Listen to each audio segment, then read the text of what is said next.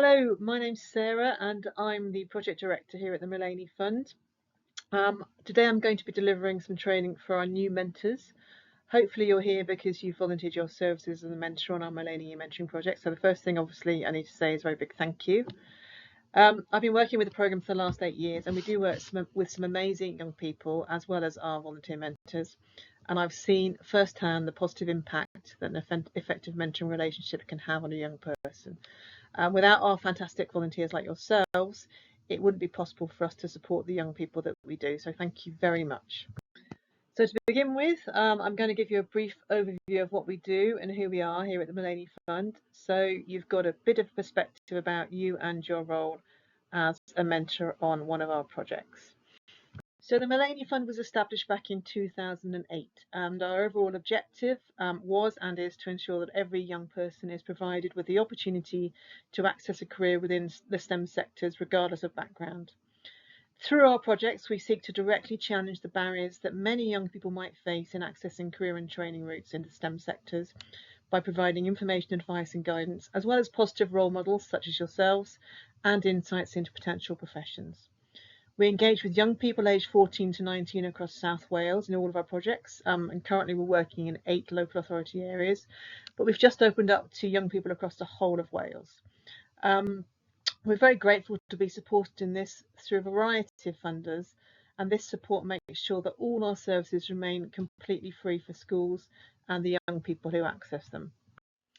So at the Mullaney Fund, all our work is founded on our 4 main aims. First, to encourage awareness of the different careers within life sciences, healthcare and science professions. Second, to promote aspirations towards those professions. Third, to increase the motivation and confidence of our service users. And fourth, to expand our service users' knowledge and understanding of their options for employment and training routes into these careers.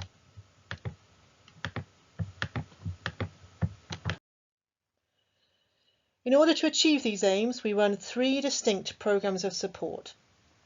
Mullaney Mentoring, which is our main project and what our training is based on today. The Future Routes project, which is a limited scheme of work experience placements that we are able to offer young people through our partnerships with universities, GP practices, hospitals and other organisations. And then finally our Insight Talks, where professionals provide in-school or online talks, sharing their experience and provide insights into specific careers and progression paths. Today we're focusing on the Mullaney e-mentoring project, as this is the programme that you're supporting by volunteering your time as a mentor. So how does it work? Well, initially students will complete a short online registration in which they outline their interests within life sciences or STEM subjects, and this is then used to match them with a suitable mentor. So for example, if a student is interested in nursing, we'll try and match them with a mentor who's a nurse or is studying to become one. Sometimes when demand is very high, we might not always be able to directly match a student based on their interests with a mentor. So it's perfectly possible you may get a student who's not directly seeking to progress within your specific career. But from experience, we know that this is okay, and there's still a great deal of useful information and impact that can be had from the conversations during the session. Mentoring sessions will last from between 8 to 10 weeks, with 3 throughout the academic year. And each week, students and mentors will receive recommended weekly themes of support designed to promote engagement and useful discussion. However, the topic of conversation and areas of support are really service user-led and dependent on the direction the mentor and the student decide to take. All of our mentoring takes place on our secure bilingual online mentoring platform, Mentora, meaning you won't have to meet your student in person. And this really is just one example of how we ensure everybody's safety and well-being, which we'll go into later. Additionally, all messages that they send and you send are moderated through the site before being sent, and no personal identifying information is exchanged between the mentor and the student. Again, this allows us to keep our mentors safe and our students safe, while at the same time promoting the growth of useful conversations. Just an extra point, responding to feedback from previous sessions, we've been asked if we could send out what a student-mentor conversation would look like. Unfortunately, no student-mentor conversation will look the same, as everyone is different, but we would advise don't be nervous about this if you take our tips into account, and if your student wishes to and is able to engage, the session will go well. So we take measuring our impact very seriously at the Millennium Fund, and after each session we provide mentees with an exit questionnaire related to key performance indicators, and we also provide mentors with an exit questionnaire to look at any process issues. I'm not going to go through the figures on the screen exactly, but over the last 9 years of engagement, you can see that we've had a very real impact on those who've participated in the programme, and that's largely due to volunteer mentors like yourselves. We've had about 1,800 people who've registered for the scheme. We currently have a database of over 300 DBS checked mentors over about 38 specialities at the moment. And we can see that what all the volunteer mentors are doing in terms of support is really helping the young people involved. So now we're going to talk a little bit more about exactly what mentoring involves, the sort of support you can expect to offer our students, and what makes for effective communication.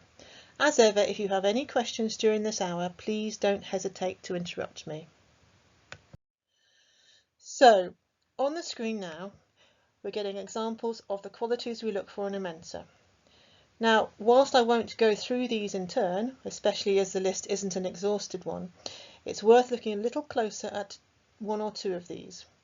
For example, being positive and enthusiastic might seem obvious, but those qualities are absolutely key in developing an effective relationship with our students. Many of them will be encouraged to engage and be brave enough to ask questions, and so simple things like being enthusiastic and being positive will make a big impact.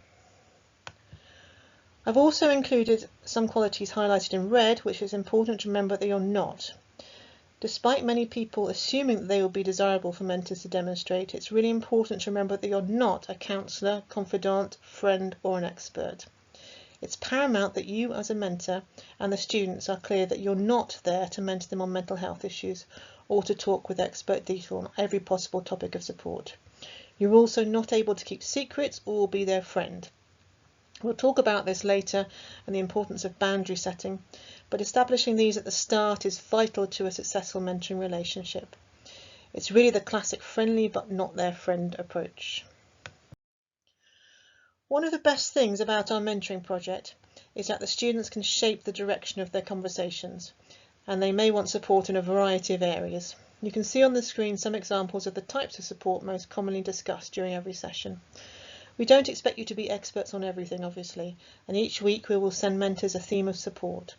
So, for example, if you're mentoring a Year 9 student, we'll say that on this particular week we think it would be good for you to discuss making the right GCSE options with them. We'll then provide mentors with online resources to help you talk knowledgeably about this, and we'll also send partnering resources to the young people to help them engage in meaningful conversations. That said, students may not want to talk about that specific area at that time.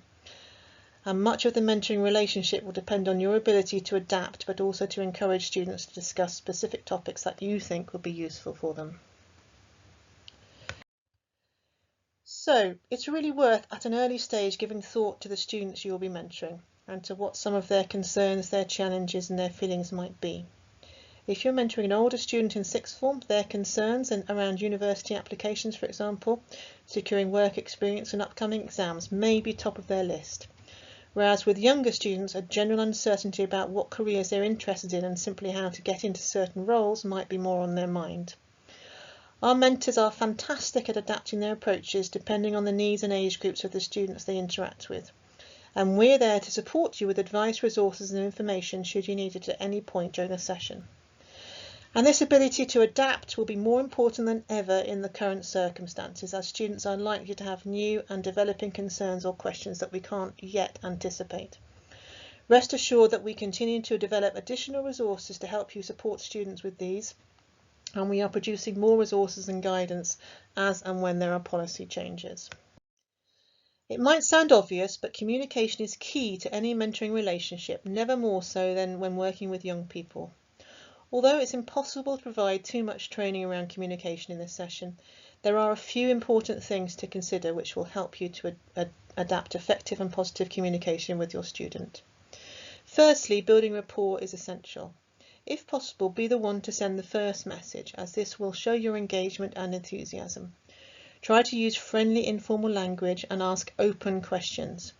If you can show interest in what their interests are and talk more than just about your studies, then this will set you off well. Try to keep your messages succinct. Don't write essays, as this can put some students off at the start. In your initial message, think of including questions which will help you to get to know them. We'll send out guidance on this later, but asking them about their future goals, their interests and what their favourite subjects are is always a good start. It's worth setting clear expectations in the first message also, which we'll talk about in the next slide. Simply try not to overload them with information at the start. Stay friendly and enthusiastic and it should all go pretty well. So let's talk a little bit about setting expectations, because doing so will help to structure the session and foster a positive and effective mentoring relationship. At the start, it'll be worth discussing how often you'll message per week. Students have been told that they have to send a minimum of 1 message per week, and we also ask that mentors do the same. However, of course, most mentors and students will send many more than 1 message every week. It will be good to outline the type of support you'll be able to offer and give examples of areas, and consider if it will be helpful to highlight a specific day each week that you'll be sending messages. At some point during the session, it's likely that you will need to help your students to set 1 or more multiple goals. It's also a really useful thing to do anyway at the start of any session, as this will allow you to help them progress throughout the 8 to 10 weeks in achieving this goal.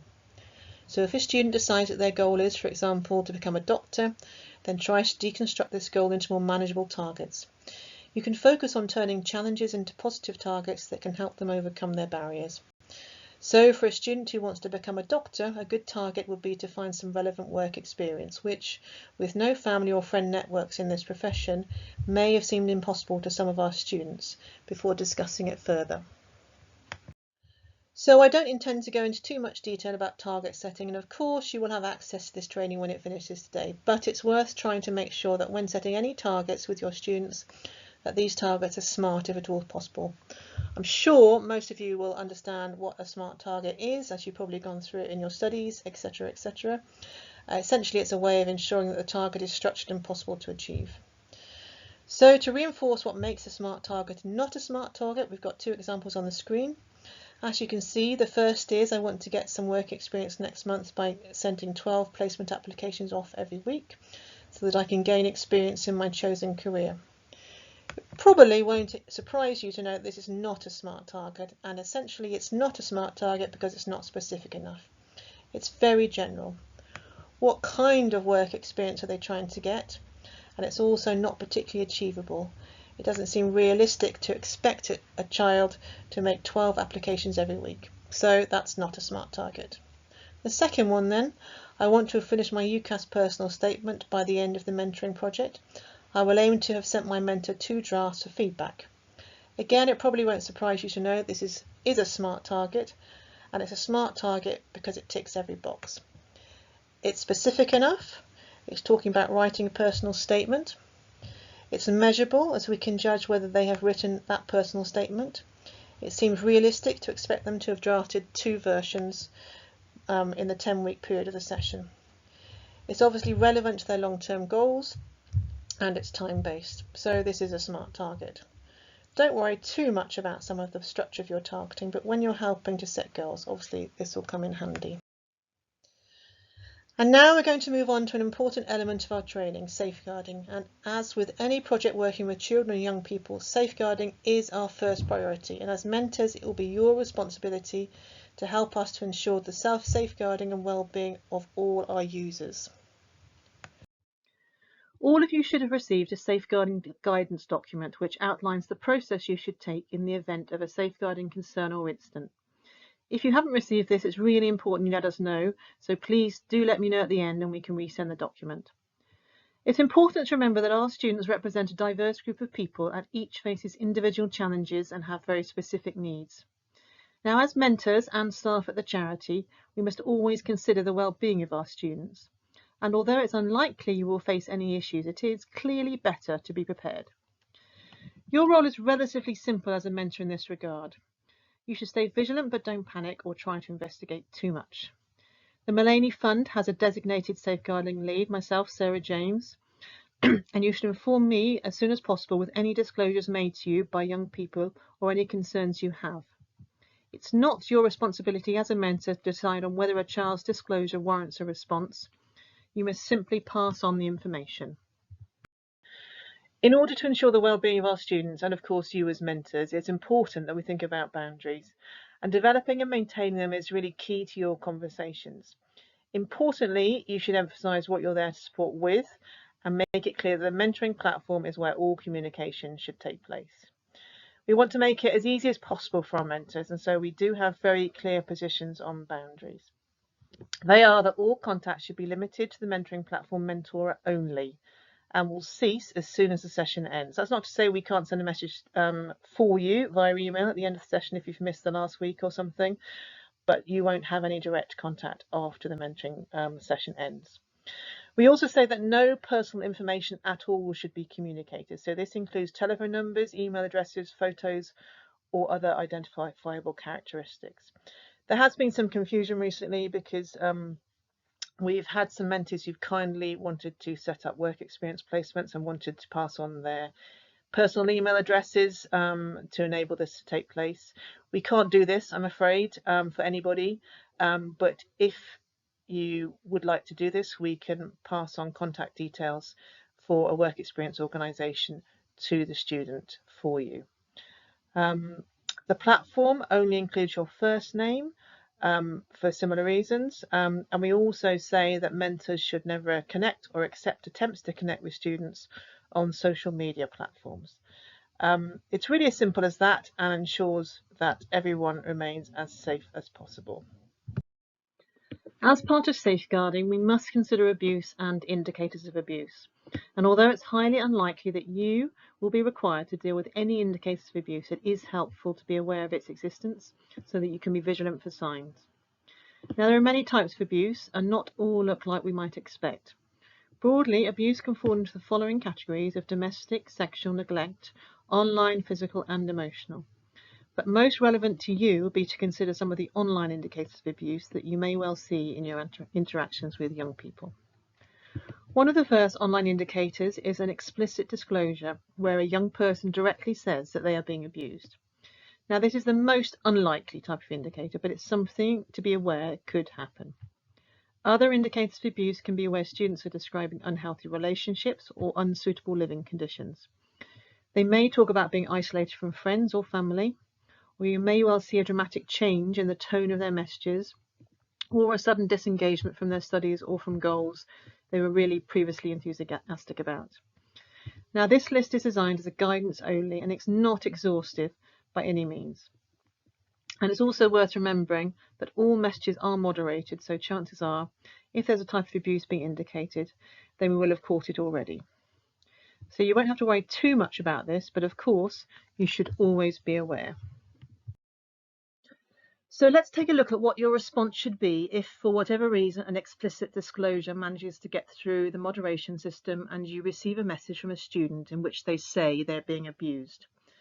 Now, it is possible that in the first instance they would have asked you to keep a secret. And on the screen and in the safeguarding guidance document, there's an outline of the process you should take in the event of a direct disclosure.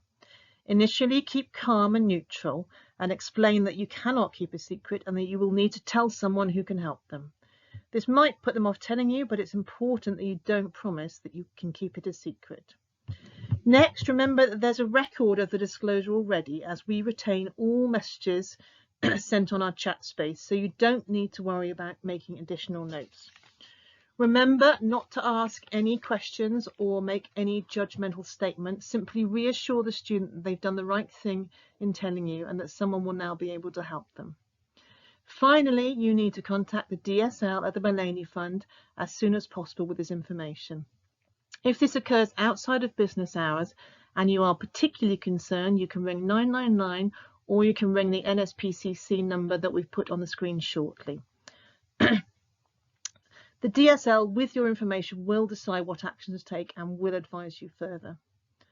In the slightly more likely event that you develop a concern based on the student's behaviours, then the only thing you really need to do in this instance is contact the DSL as soon as possible and await for advice from us. So just to summarise the safeguarding points I've just made, your role in the programme is you're not a counsellor. You must never give out any personal information, including your number or email addresses. Do limit all your contact to the mentoring platform during the session and never contact with your student via social media. Do have a read of the safeguarding document after this session and ask us any questions if you have any. There is support available, although it's unlikely you're going to face any issues. Obviously, the first point is the platform moderation. We also have our designated safeguarding lead and the safeguarding document, which you can refer to if you need to. The DSL can be contacted during office hours. Also, in extreme circumstances, the NSPCC can be contacted outside of office hours if you have a concern, and all the details are on the screen there. Just to make a final point about confidentiality, to ensure the safety and well-being of students and mentors, the Mullaney Fund have access to all conversations, and it's really important that you maintain your students' anonymity and you don't discuss the content of your conversations outside of the remit of this project. As a reminder, you'll have access to this training after the event, but contact details for the DSL and for the NSPCC out of hours hotline are now on the screen, and it's probably worth making a note of them somewhere so you can access them if you need to. So now that we've covered safeguarding, and you hopefully anyway feel a little more informed about how we ensure safeguarding of our students, we can move on to familiarising ourselves with the new e-mentoring space that we've developed. So our e-mentoring space is called Mentor Mullaney, and it's basically a way you chat to your students. All mentoring takes place on this space. It's safe and secure and moderated and managed by the Mullaney Fund. It's relatively new. We piloted it back in the summer of 2022, and we've made changes in relation to feedback, and fingers crossed it's working pretty well. However, please do tell us about any continuing problems as soon as possible, preferably by email. So how do you join Mentor Mullaney? You can download the app from either the Apple App Store or Google Play sites. But if you prefer to work on a desktop or laptop, you can use the link that's currently on the screen. All mentors will have set up a Mullaney Fund account when they registered as a mentor, and they'll have used an email and password. And it's this email and password that you'll need to sign into the Mullaney Fund e-mentoring space. And then you'll be automatically matched with your students on the platform ready to chat, and it's as simple as that. So on the screen now, you can see the various channels that you will see once you've logged into Mentora. The first one is Mullaney notifications, and this is where you can read weekly information and access any resources that are sent out by the Mullaney Communication Officer to support what you're doing. The second channel, Admin Assistance. This is a route to ask any questions to the Project Communication Officer, and you'll also receive your responses to any questions you've asked here. Below this, you can see that this particular mentor has two students, Kian Shoned and Jemima. You click on the name of your student here to access the chat space. And obviously you click on the name of the one you want to talk to and write the message in there. Please note that you will get both email and notifications via the app if you're using it when you receive a message from your student or from admin, so you should be kept up to date in terms of their communication. We've tried to anticipate questions and answers about using Mentor Mullaney, and we've put them all on our website, and they can be accessed at the address on the screen now. But if you have any further questions, please do not hesitate to get in touch. So I've talked a little bit previously about our moderation system, which is in place for safeguarding reasons, and I'm going to go into it in a little bit more detail here. For safeguarding reasons, all the messages you send your student will go through an automated filter before they're sent to your student. Certain words or symbols or numbers will flag up to administrators as risky. So if your message contains one of these words, the Mullaney team will need to review it before it's sent to your students. Common and usually non-problematic examples in English and Welsh include meet or email, or at Hotmail, etc. for an email address, or mental. And swear words in both English and Welsh will obviously also be stopped, as will telephone numbers. All attachments will enter into moderation as well as all links, just so we can check them over and check there's nothing which is going to cause a problem. Just to say though, it really is impossible for you to guess all the words which might cause a message to enter moderation, as the list is very, very long. So please, please don't worry too much about it. The admin team put through non-problematic messages to your students really as soon as possible. And obviously you will be informed if your message needs to be modified. Although the admin team do have the power to modify your original message, i.e. take out a telephone number to speed things up a little bit. Please don't worry also if you put something in which ultimately you just forget that you shouldn't do, you shouldn't have done, because everybody does that. We're all very busy and our minds wander sometimes, so please don't worry about that. We'll sort it out as quickly as possible. So as I said, as soon as you have a chance, please do log into the platform so that you have time to explore it before the students start engaging with you. But now, talking of that, we're going to discuss a little bit more about engagement and what to expect from our students. As a mentor, it's really helpful to remember that not every student is the same, and the nature of their age and the fact that they will often have many other commitments mean that not all of them will immediately engage with the mentoring when the session first starts. Now, we do ask that students and mentors send each other a minimum of one message per week, but that doesn't always happen, and it's actually often very likely that you'll send many more. But this is the minimum that we're working towards. It's perfectly possible that you may not receive a response to your message in the first week from a student, and it's really important actually not to be afraid to send a follow-up message. Our students can sometimes be very distracted.